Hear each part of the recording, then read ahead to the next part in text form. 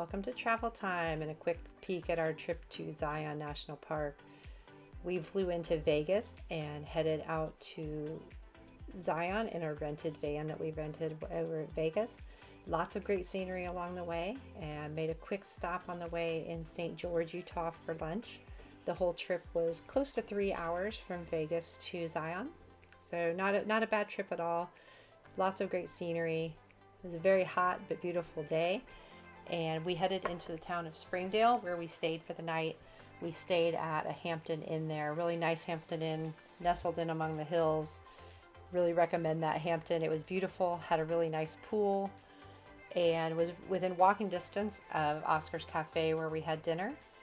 We had all of these views right here are from in Springdale, outside of Zion. This is the three Patriarchs as we headed into Zion on a private shuttle that we had booked.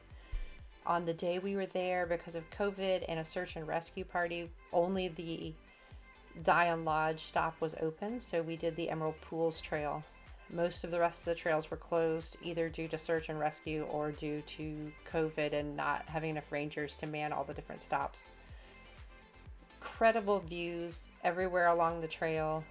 Almost all of these pictures are from the Emerald Pools Trail as we walked up to the upper pool. So we did the full trail up to the upper pool, and then came back down and had a picnic lunch at the bottom before heading back out.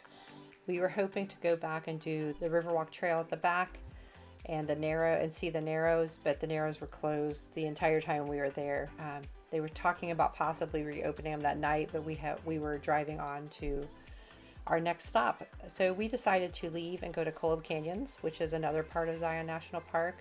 It's the western part that's up, it's about a 40-minute drive or so away from Springdale, and the views are gorgeous. And while Zion Canyon is the most popular part of Zion and filled with people, Columb Canyons is relatively peaceful and quiet. We only encountered a few people out there.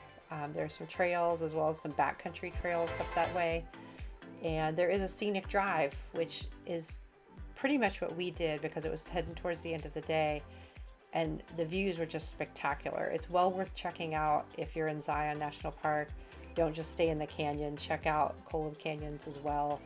It's far less visited, but really gorgeous. Really, a lot of the things I would recommend about Zion are: don't try to drive into the park in the summer. First of all, you can't, but the parking near the front entrance is gone well before 8 o'clock on most days.